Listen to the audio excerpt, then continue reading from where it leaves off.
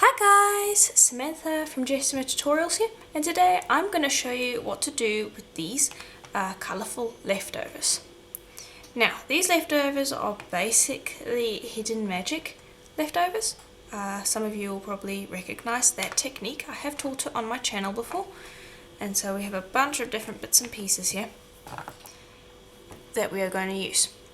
Now, these come from a tutorial that I did on Patreon a little while ago, and here is that tutorial where I basically broke up a collar necklace and made these hollow beads from it. So if you want to check out that tutorial, that would be super helpful to the channel, but basically that's where our leftovers came from. They came from this piece over here.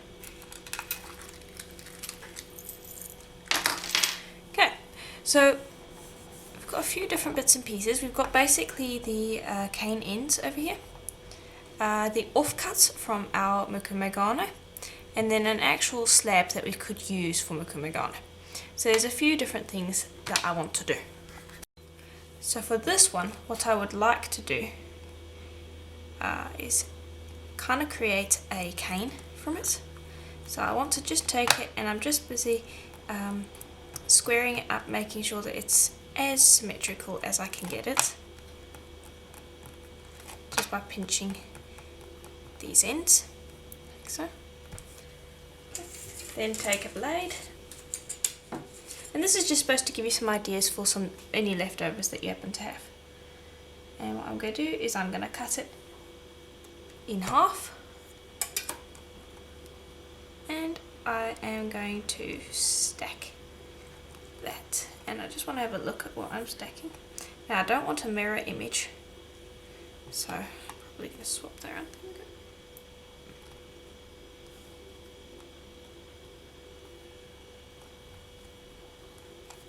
There we go, so it looks kind of like that.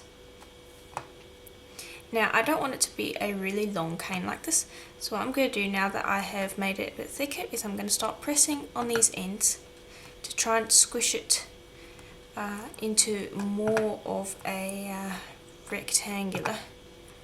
more of a stout rectangle shape. And now this really only works with fresh clay. Even though you're going to be seeing this tutorial a while from now, I actually made that collar yesterday. So when you're working with leftover clay, you want it to be nice and soft most of the time, and it just makes it a lot easier to work with. It will mould much better. There we go, you can see that we are compressing that nicely. There we go. So I'm almost happy with that. I'm going to start introducing my roller to just flatten it out and make it look nice.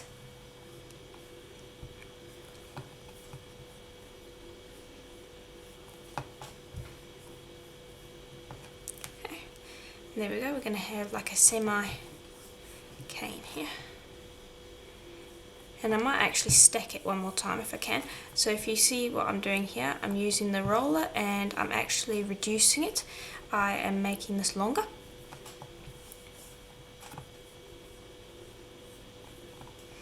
And I can continue doing that as much as I want. I'm going to continue doing it until I have reduced it down enough that I'm going to be able to cut it in half comfortably and stack it one last time. So we should be just about there. Okay. Then cut that in half, and here is what that looks like. And now I don't want a mirror image, so I'm going to just trim off the leftovers. Okay, there we go. And instead of putting it, I don't want to put it like that. So there, if you look there, you can see that we have a mirror image, which is something that I don't want. So you'll just flip the cane, and it will prevent you from having a mirror. And there we go. And you want to just take that, squish those pieces together, press it together so it's nice and comfortable and well pressed together. You can even use your roller in a minute or two, and then you will have a nice little cane that you could use for some earrings. And if this tutorial goes well, I might actually make some earrings, we'll see. So there we go. Now we should have a nice cane. So I'm going to put that to the side, and that can rest because you don't want to cut a cane immediately after having made it. And I'm going to bring these guys over. Now I have a few different ideas for these. Actually no, I don't have a few different ideas, I only have one. Never mind. We're going to stack them. Like so. And I'm actually going to cut this end and this end and trim it like so. And there you can see how that looks. Put that to the side with all of your other little leftover bits and pieces. And what I'm going to do is I'm just going to start pressing on it just to get this to stick down together. So it's all well stuck together. And then I'm going to decide which one I want to be middle, because I want to actually roll this up. And I think I would like the blue to be our middle. So once you've decided that, start pinching it down like so.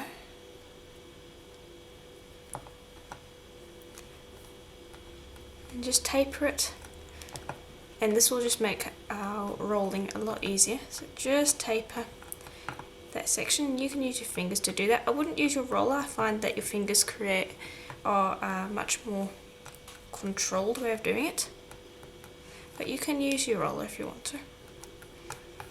There we go. And this is another reason why the softer your clay is, the easier this is going to be.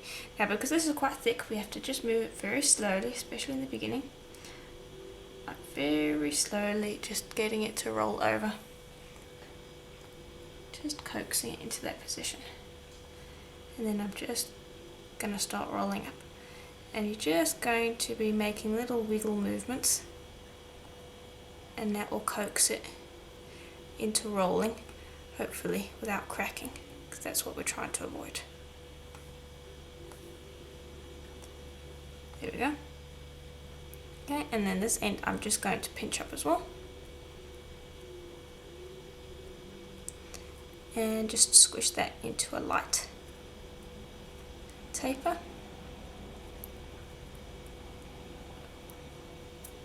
And then roll that against that. There we go. And then squish down the top, because you're going to have it bowing out at the end of this. And then I'm just going to start pressing along these sides so that we can just start reducing it and just in general squishing the entire thing together.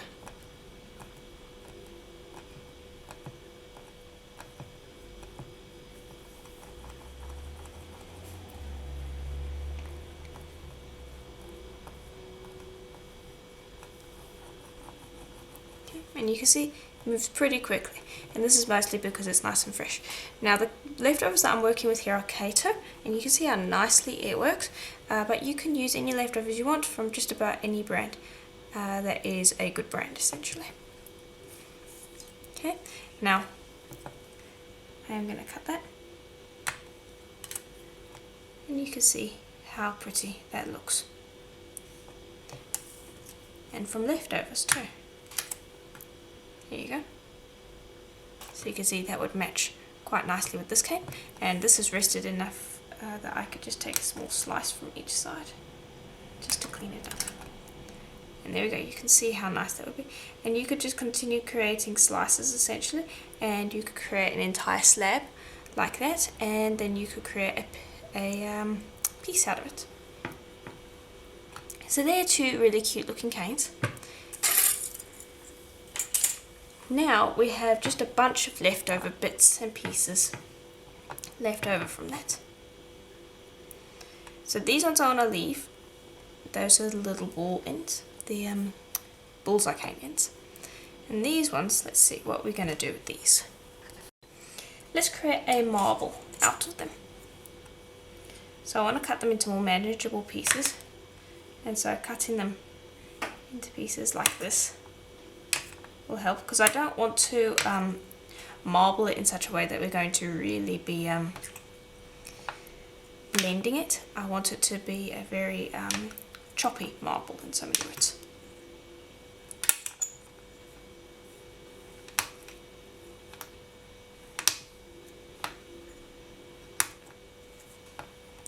And the main purpose of this tutorial is to just give you some ideas for your leftovers, essentially.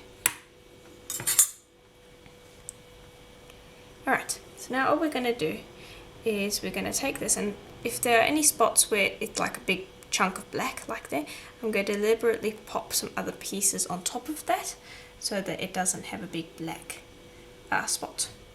So just check for any others that might have like there, and just pop some pieces on top. There we go. Alright, and then just bunch that all together, and let's see how this comes out looking. Squishing that all together so it's nice and well stuck together, because you don't want any air bubbles.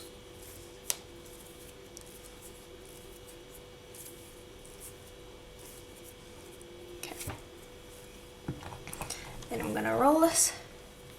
And now the reason I'm not going to be doing a Natasha bead with this is because these pieces of clay are relatively, they're relatively busy, meaning that there's a lot of patterns in them and it's not very simplistic.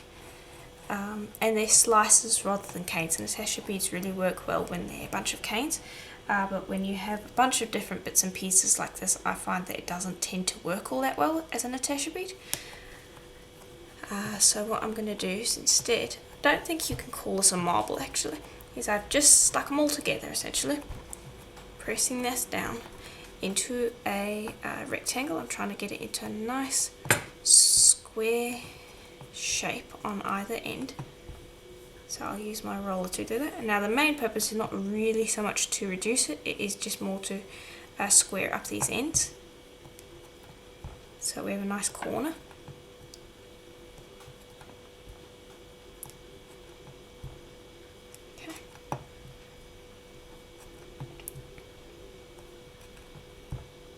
Alrighty, then I'm going to take a nice sharp blade and we're going to cut.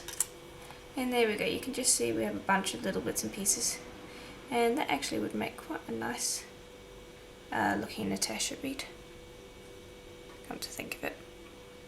So having looked at that, maybe we should cut it and see what it looks like as a Natasha bead, just out of pure curiosity. So I'm going to cut this in half. And there you can see that could look quite interesting, but it's quite thick. So this is supposed to make 2 Natasha beads, because we've got more than enough here for that. So again, I'm just going to be squaring up these edges.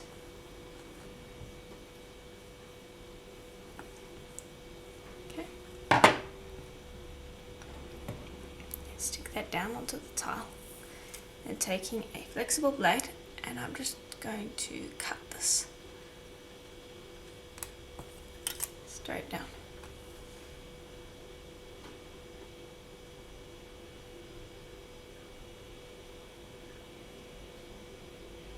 And then you want to just meet up those sides. Excellent. And that looks fairly interesting. It's not my favourite, but it looks pretty nice. So I'll put that to the side, and let's do the same with this one. Okay, just cut it. And I actually have ended up liking this one more.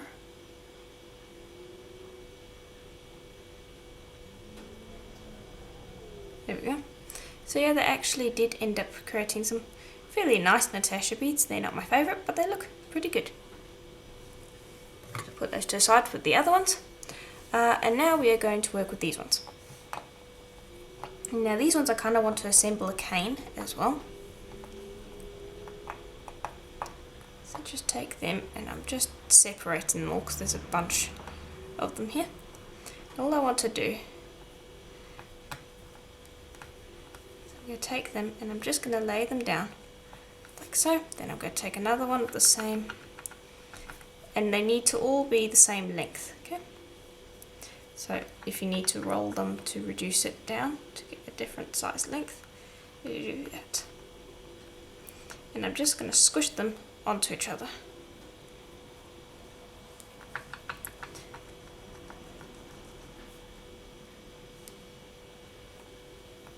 Like so.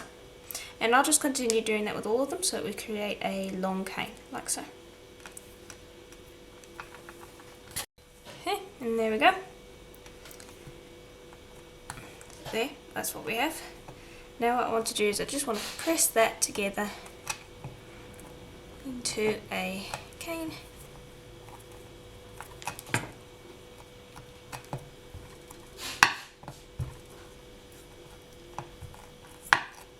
And I'm just using my roller to really get this nice and pressed together. And I'll come in with my fingers and help with it. Okay. And now you're still going to end up with some leftovers, obviously. But in general, if your leftovers are nice and colourful like this, most of it's going to get used up.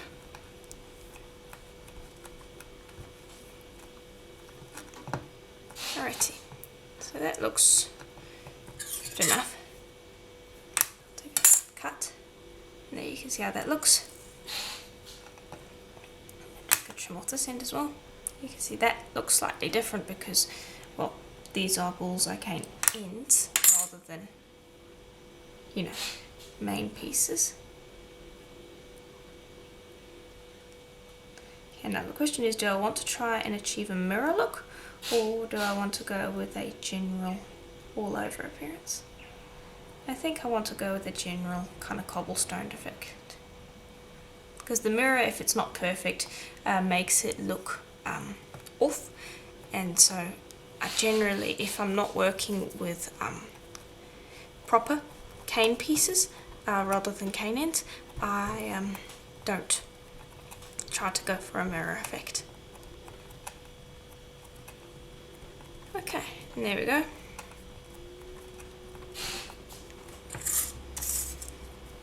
Just trim off one of those ends again. And there we go, you just have kind of cute little cane that you could then stack and use a whole bunch of times. So that's basically it for that one. Now I do want to clean up these little Natasha beads. I want to show you how to do that quickly. You'll put the nice image size face down and press down so that it's stuck down to the tile that you're working on. Well, I'm using a ceramic tile, a glass tile will work as well. And then you want to press from one side and you want to try to get it even. You don't want to knobbly all over the place back. So a nice way to do that after you've pressed it is to grab a piece of paper. So let me just grab that. Here we go. And we're just going to give it a light burnish, just to flatten out this back. And this is why it's important to have the front sitting against the tile so that it doesn't move while we're doing this.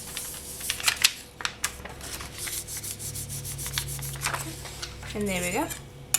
Then you're going to pick it up, and now the edges generally do need to be trimmed, and so I always pick it up and have a look at the front to do that so that I can get a nice clean finish. That side's alright.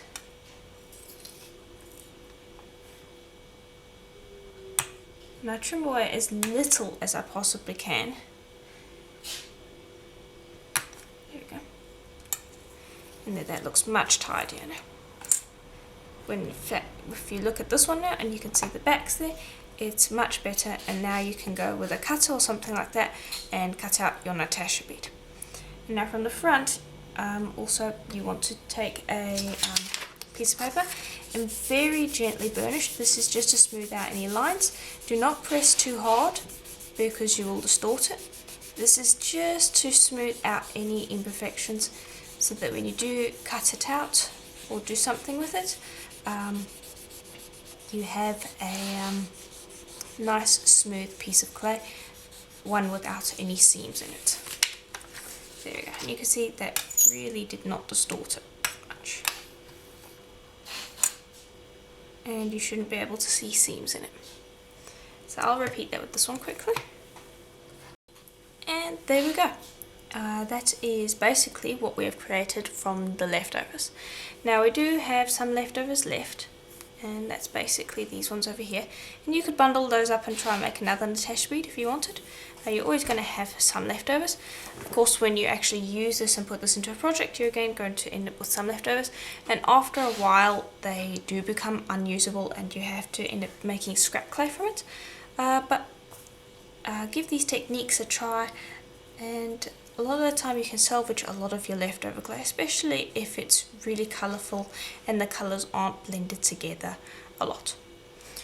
So I do hope that this tutorial inspired you for your leftover clay, and if you would like to see how to create the leftovers that were used in this tutorial, check out this tutorial on Patreon. I'll provide a link to it in the description below.